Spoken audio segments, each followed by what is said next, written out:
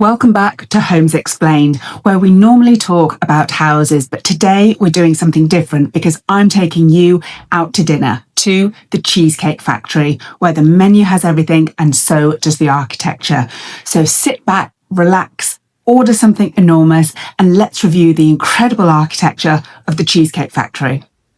One of the first things you'll notice are the columns. Some are wrapped in polished faux marble with gilded tops, echoes from the Roman Empire, where marble was the ultimate symbol of wealth and permanence. Others flare outward into giant lotus blooms straight from the temples of ancient Egypt. In Egyptian architecture, the lotus and papyrus capitals symbolized fertility, rebirth, and the cycles of the Nile.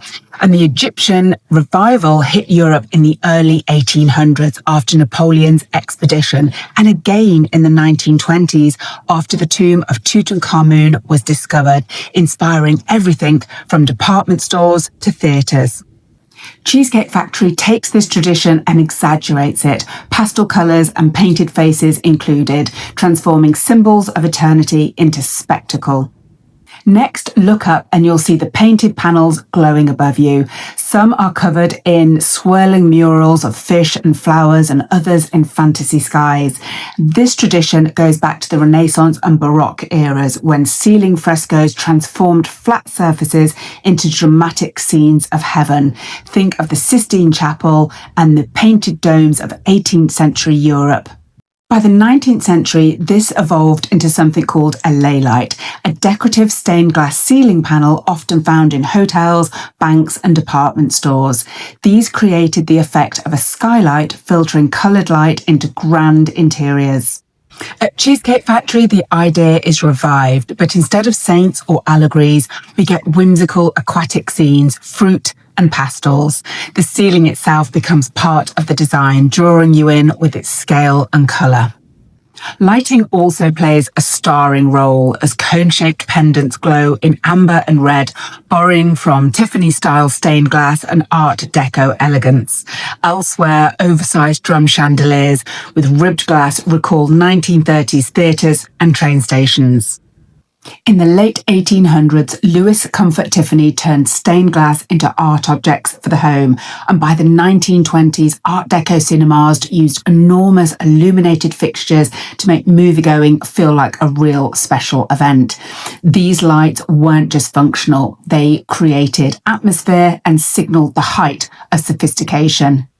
Cheesecake Factory multiplies this effect by repeating dozens of glowing fixtures, and the sheer number and scale of these lights turn the ceiling into a design feature in its own right, dramatic and almost theatrical.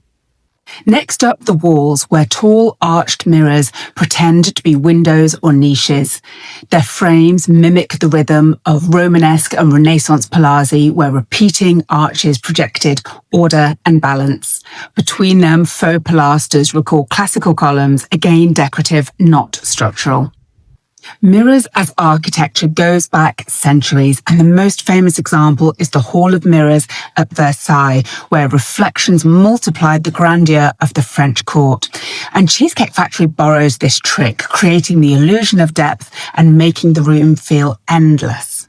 It's illusion layered upon illusion, windows that aren't windows, columns that aren't columns, but together they convince the eye that you're actually in a palace and not in a chain restaurant. Even the walls are carefully staged because instead of flat paint, they're covered in a faux plaster finish in shades of terracotta with sandy beige. The effect mimics the sun-aged villas of Tuscany and Spanish monasteries where centuries of lime wash and weathering left a very mottled patina. In the late 19th and early 20th century, Americans romanticized this look during the Italian and Mediterranean revivals, using faux finishings to create the old world in new construction. Cheesecake Factory, of course, continues the tradition, but on a much grander and more commercial scale, making a mall restaurant feel more like a centuries-old villa. Above the booths, murals depict overflowing bowls of fruit, scrolling vines, and floral patterns in pastel tones.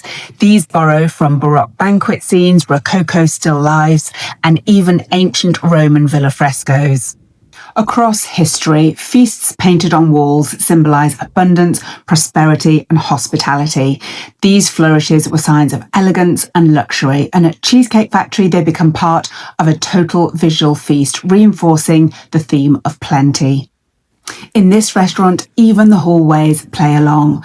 Arched passages borrow from Renaissance palaces and basilicas, where processional architecture prepared you for what lay ahead. Here, they're paired with bowl-shaped light fixtures glowing in playful colours, a mix of the Art Deco cinema style with a dash of mid-century modern flair.